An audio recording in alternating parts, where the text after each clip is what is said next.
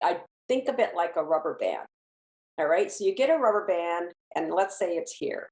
But you do some of these creative expression, emotional engagement techniques, and you stretch yourself out here, out of your comfort zone. You try stuff, you're bigger, or this or that, whatever you're doing, whatever we've discovered, and you're out here like this. Well, you might not want to be there for your audience, right? It might be a little too crazy because we go out there, right? But you might end up here, which now all of a sudden you have this much more opportunity. Welcome back to the Marketing for Speaker podcast. I'm your host, Jake, and I've got an awesome guest with us today, Andrea Beaulieu. And let me just tell you about her real fast, and then we're going to dive into it.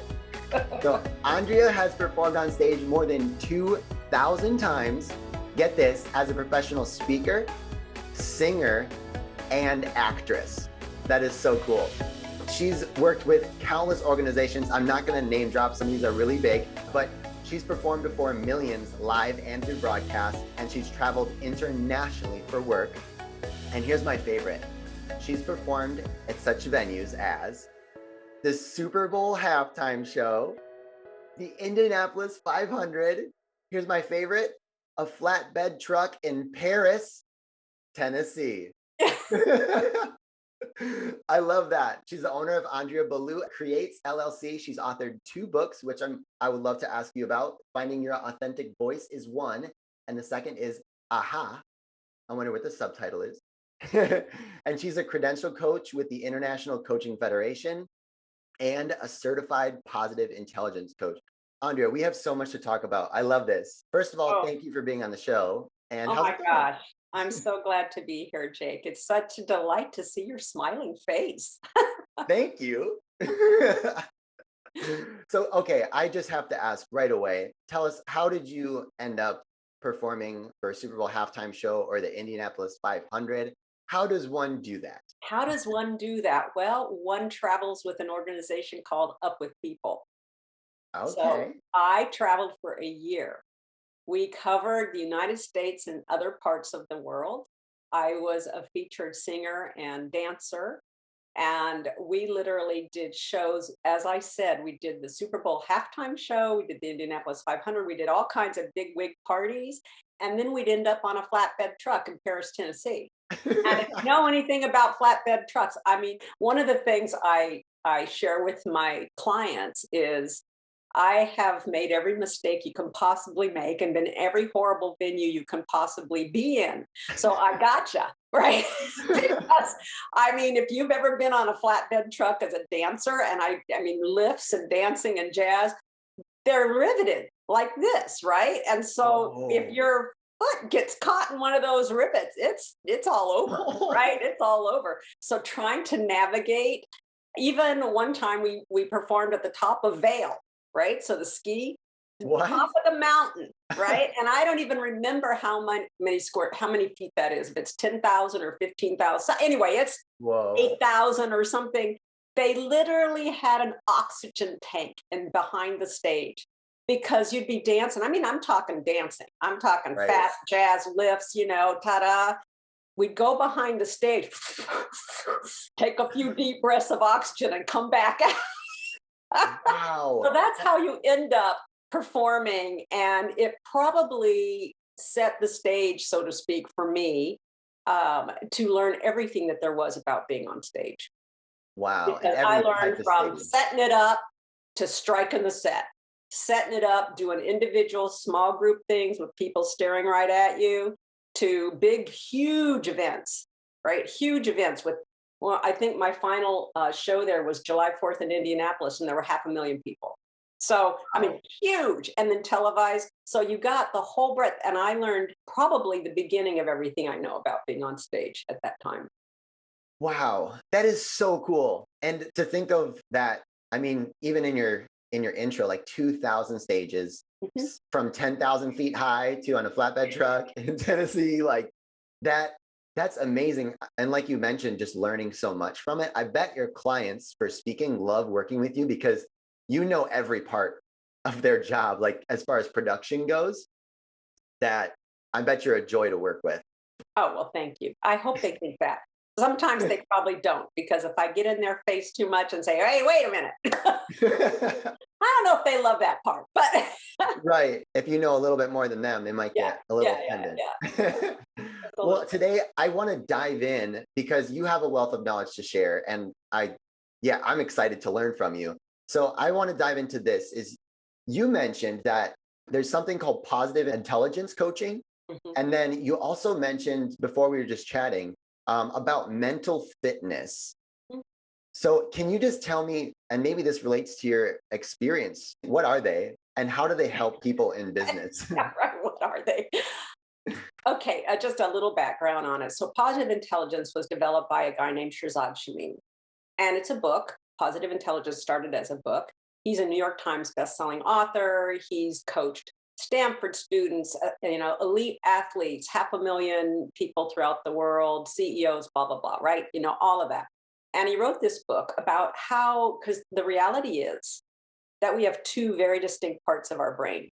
All right. So we have the part of our brain that is the survival brain that looks for threats. This is the evolutionary brain, and it's constantly scanning and going, okay, that's scary. That's scary. Don't go there. Right. Yep. And that is where all of our negative emotions also live. All right. So what happens is that we develop these self-sabotage mental fitness habits, right? And it is over time. And it's literally, there's neural pathways in your brain that when an event happens and it triggers it, your brain will go to a neural pathway that says to avoid threats, to succeed, to survive, this is what I got to do. And this happens over time. And I mean, we have some that are as deep as the Grand Canyon. We've been doing them for a long time. So that's one part of your brain.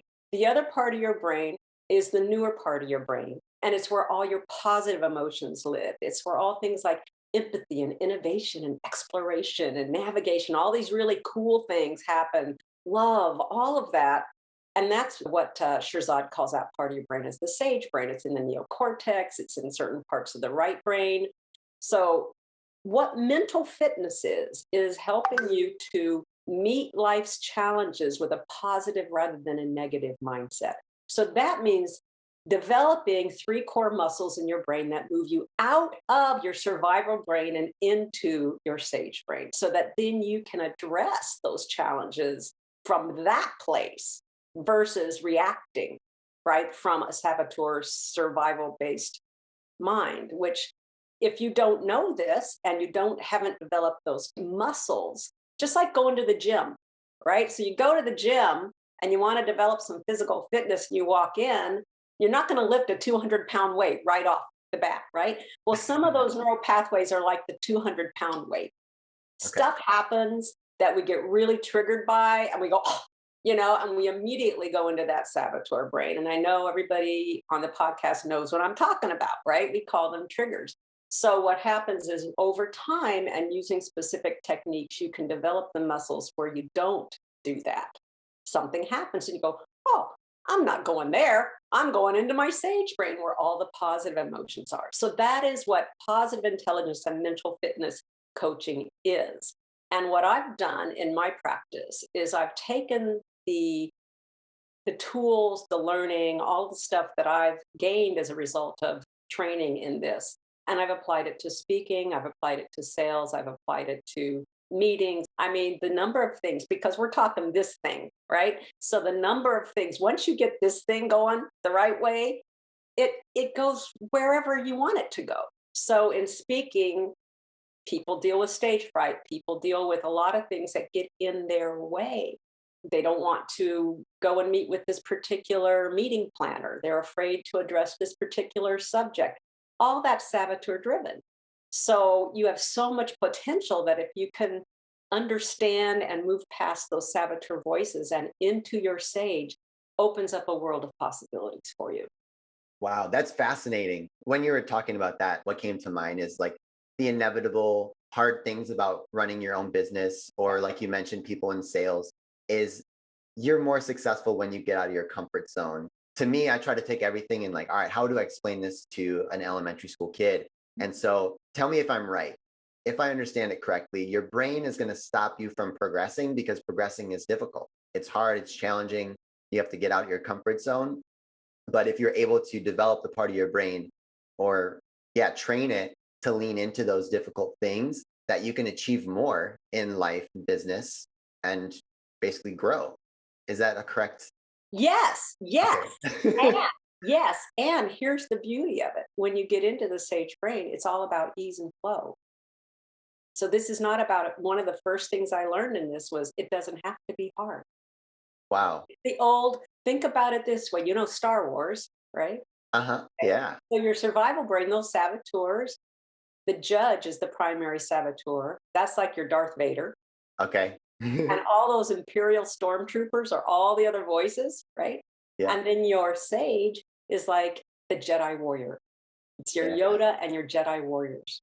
So what you want to do is go, yeah, I see you, but I ain't listening to you. I'm Yeah. developing the muscle that gets me into my Jedi warrior, where it's all ease and flow. And that's where you're going to have your greatest success and your greatest happiness. So Wow. that discomfort, yes, because it's new, right? So you want to get into your sage so your sage can look at it and go, okay, what's the best approach to this? Okay. You mentioned that there was what, three strengths or three Three tools? muscles. Three muscles. Yeah. What are those? Okay, so your first muscle is Saboteur Interceptor. And this comes down to if you don't know what's happening, right? If you cannot see the enemy, that's what can you do about it? Nothing, right? Yeah. So that is awareness. So Saboteur Interceptor is knowing when have I been hijacked by one of these voices, one of these mental habits, these saboteurs. So that's developing that interceptor part of your brain. The next part is the self command. So, right now, in many ways, we do not have the muscle strength to command ourselves to get out of that saboteur brain and into our sage brain. So, you develop that muscle, the self command muscle. And then in the sage brain, you develop the sage muscle. And the beauty of this is this when you do the activities and the practices to create these new mental habits, these new neural pathways, you can see this in an MRI. You can see gray matter developing in your sage and weakening in your saboteur brain. Wow. So where do you find people are at the beginning of their journey, right? Is you don't even know about this Mhm. thing that's sabotaging your life or your business. And what are some examples of that at the beginning? And then I'd love to see like what are some examples at the end? You've mastered the three strengths. And then what does that look like? Oh my goodness. Okay. So one of the things that we know about having life be easy and flowing and being able to pursue is that you want a 3-to-1 ratio. All right. So life is never going to be 100% wonderful and perfect and positive. I mean, that's la la land. That's not the way it Yeah. works. But when you have a 75 to 25 ratio, so three Okay. quarters of the time, 75% of the time, you are content. You're neutral. You're happy. You're positive. You're looking forward. 75% of the time, you're doing well. We want that at least 75%, and then 25% of the time, yeah, things could be better because life happens, stuff happens. The Mhm. problem comes for people when they're at like 25% happy and 75% challenged. So a lot of times where people start is they start beneath that 75-25, and it's different for everybody. Somebody might start at a 25 and it's different.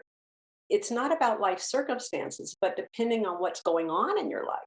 I mean, if you're just coming out of something that was just terrifically challenging, you might be way down there. You might be down at the 15 or the 20. So where people enter into this is depending on where they are in their life, depending on a lot of things. Okay, so Okay. they enter in at whatever level they are.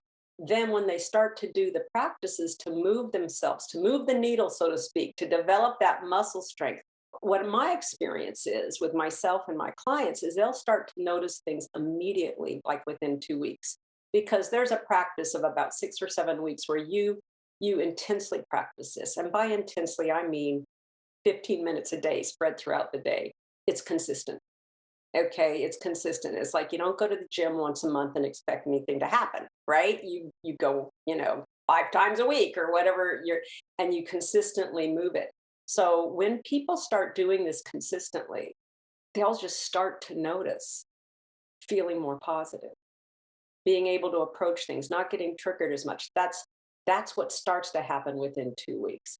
By the end Okay. of a 7-week period, they're seeing things shift significantly for them. Okay. Okay. So what that looks like is this. You have a call. All right. So let's say you have a call. And whereas normally somebody would say something that would trigger you and you'd take offense at, you Hmm. recognize, because you don't get triggered by it, you recognize that that is about what they're experiencing, and you're able to bring immediately to bring empathy to yourself Mhm. and empathy to that other person and go into a curious mode. Really? Tell me more. What's that about? Instead of getting a hijacked and being defensive or upset or, avoiding the problem or trying to control it or trying Yeah. to please your way out of it, all these ways that we will address a challenge. On stage, what that looks like is instead of getting up on stage and being terrified and having your knees shake or your legs shake, which mine used to do all the time, and or cotton mouth or sweating or forgetting things and all that can happen, is you preempt those saboteurs. You know what's going to trigger you. You've already started to create a neural pathway that when that happens, you got a plan, and it's in your mind. It's not just, I'm going to white knuckle my way through this, because that doesn't work. So you're already started. It's the Michael Jordan, I've done a million shots on the basket. Yeah. And there's research that shows that's as effective as actually physically going out and doing the practice. So you're planning for that so that when it happens, you don't get hijacked and you Right. can stay present with your audience. Okay. It sounds like this is kind of like laying a foundation because I mean everything stems from your brain. Everything you do, you think, your habits, your activities, your motivation.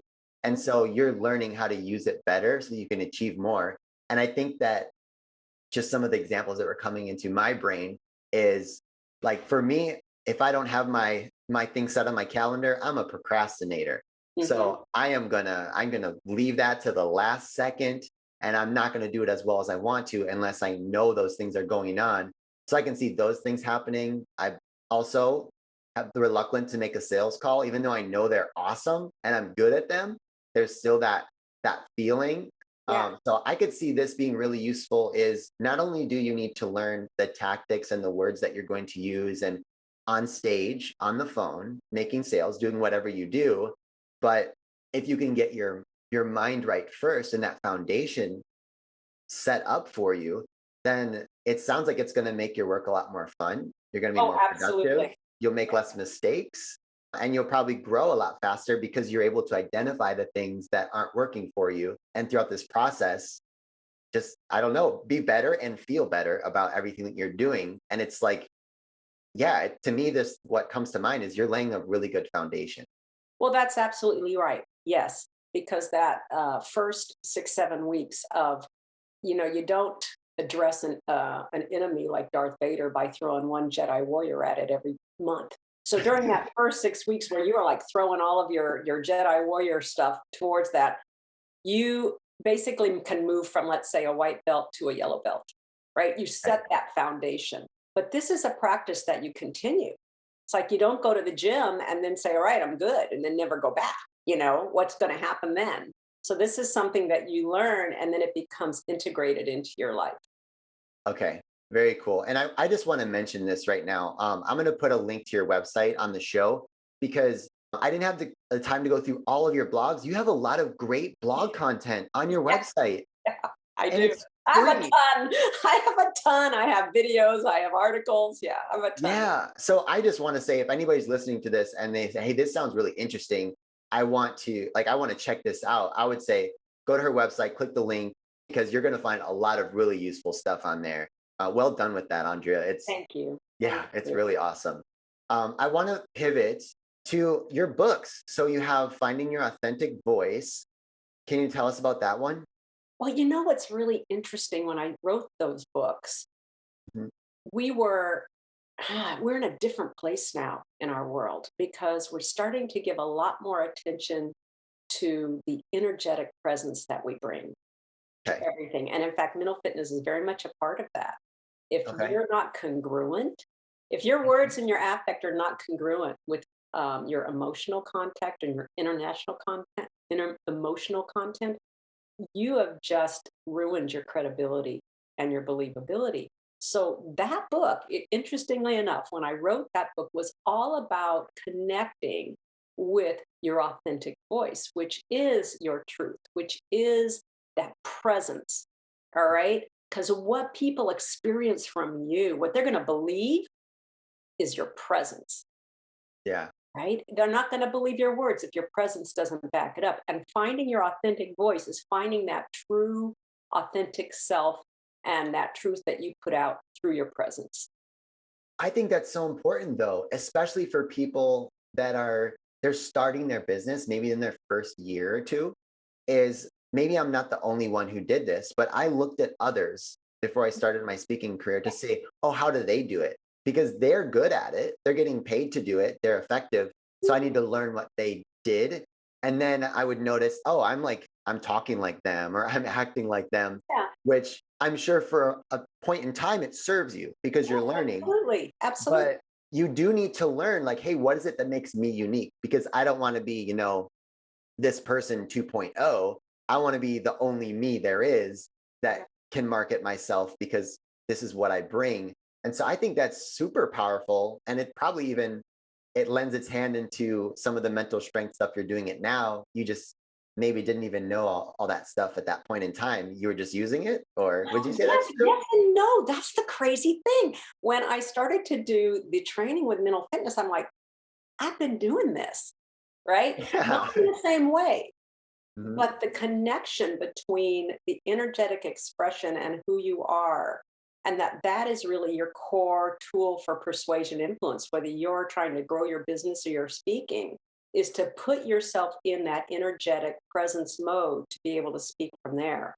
And that's your authentic voice. If I'm and where it came from for me, it's the creative voice too. It's not just what I'm saying or mimicking.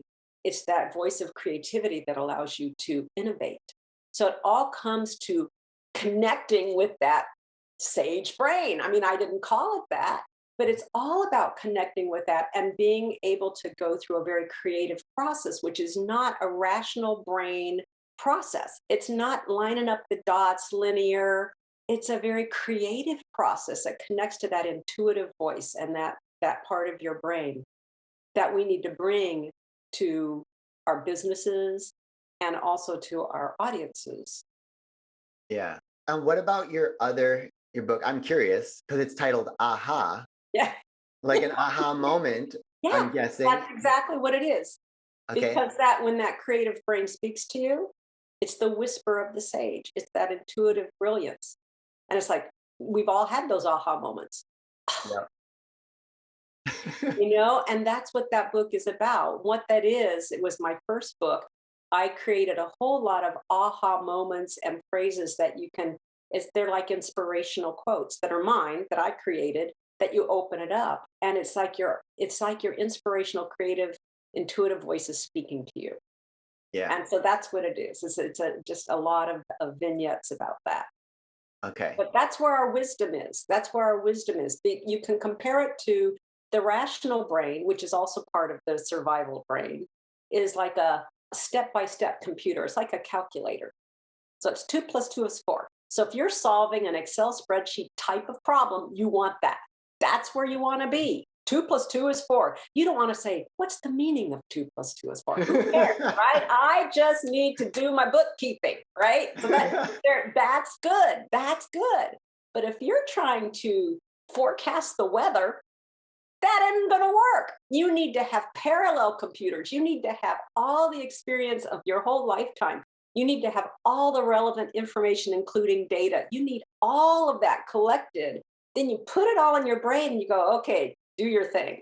Yes. And it germinates and it gives you insight and it gives you information. I mean, that's how I work. That's how I work.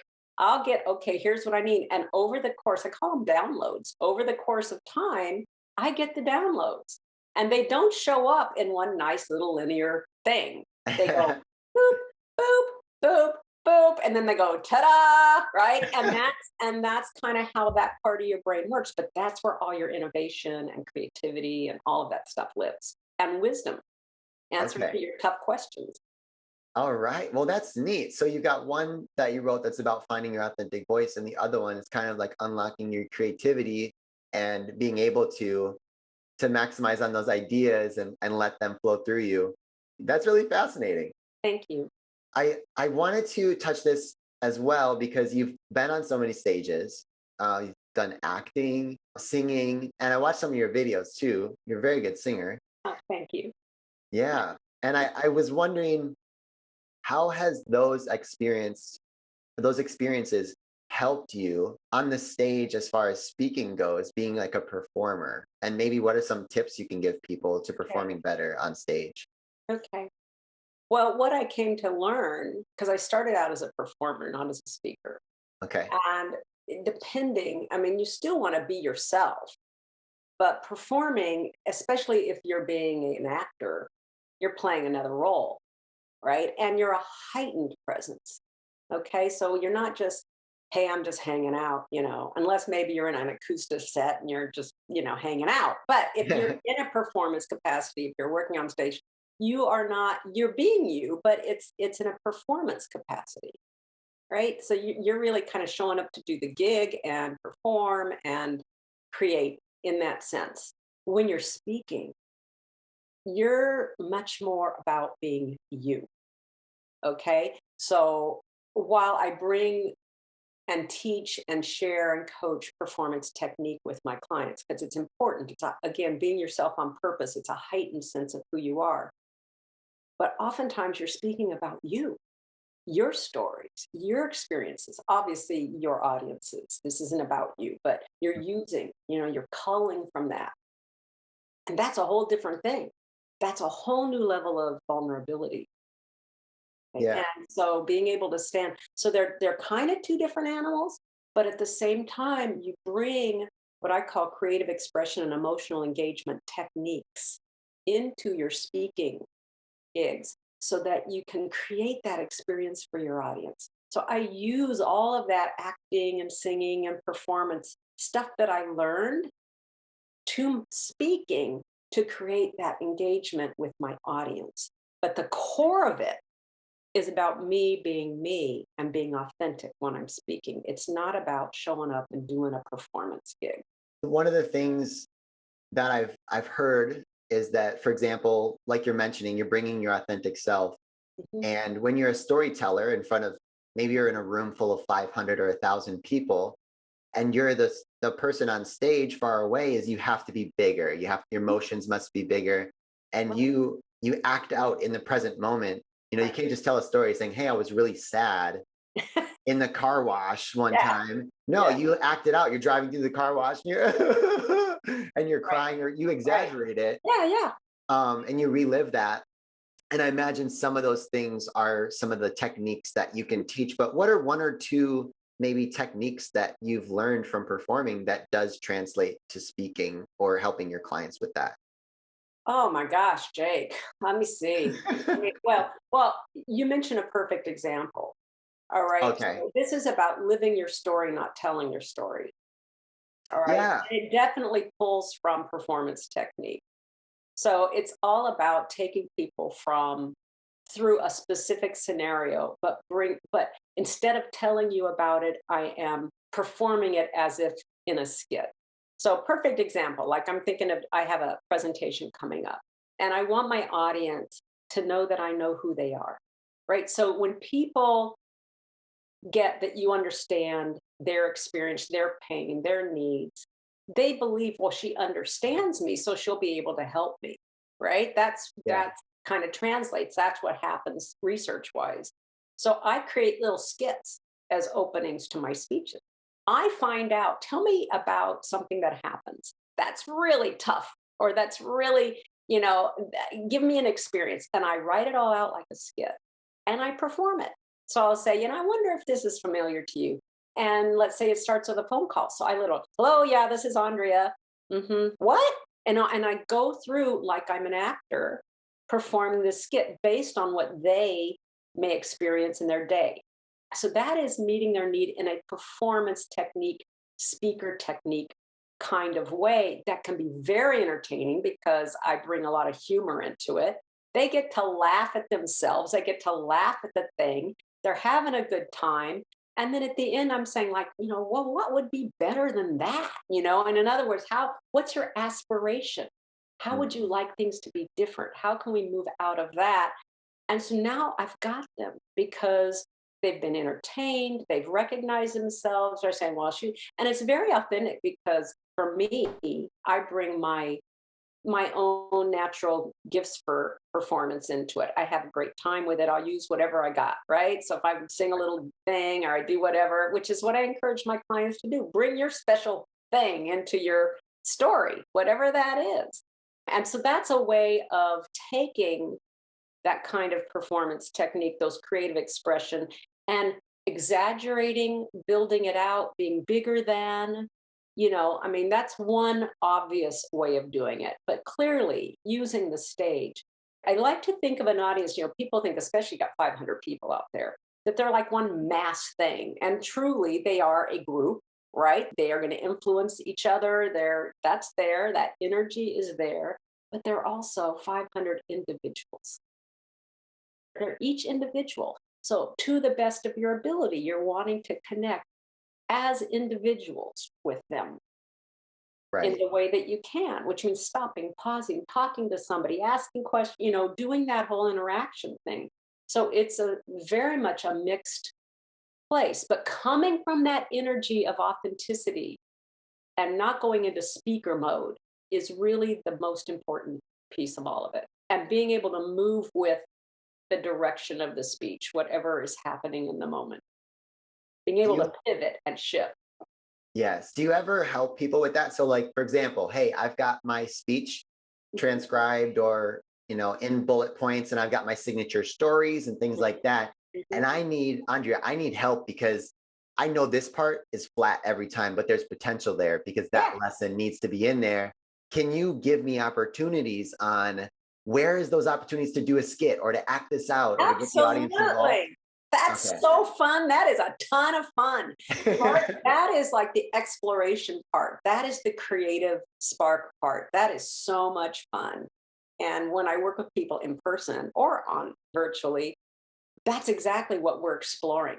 Questions to, okay, and then what? And then what? And we end up with that Yeah. they didn't get to rehearse through and get comfortable with. And I think of it like a rubber band. All right. So you get a rubber band, and let's say it's here, but you do some of these creative expression, emotional engagement techniques, and you stretch yourself out here, out of your comfort zone. You try stuff, you're bigger, or this or that, whatever you're doing, whatever we've discovered, and you're out here like this. Well, you might not want to be there for your audience, right? It might be a little too crazy because we go out there, right? But you might end up here, which now all of a sudden you have this much more opportunity. Okay. You've gone from here to here. So now I have more choice. I might not choose to use it, but I might. And I have choice now. I have greater ability in front of an audience, greater comfort. Because really, it's really just being comfortable being yourself and having Okay. fun in front of an audience.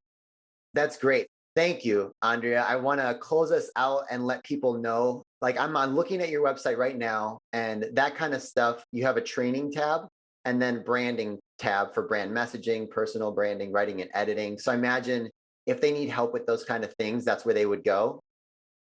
There are tabs for a number of things there. So whatever they need help for, if there's coaching or training or branding or positive intelligence or whatever.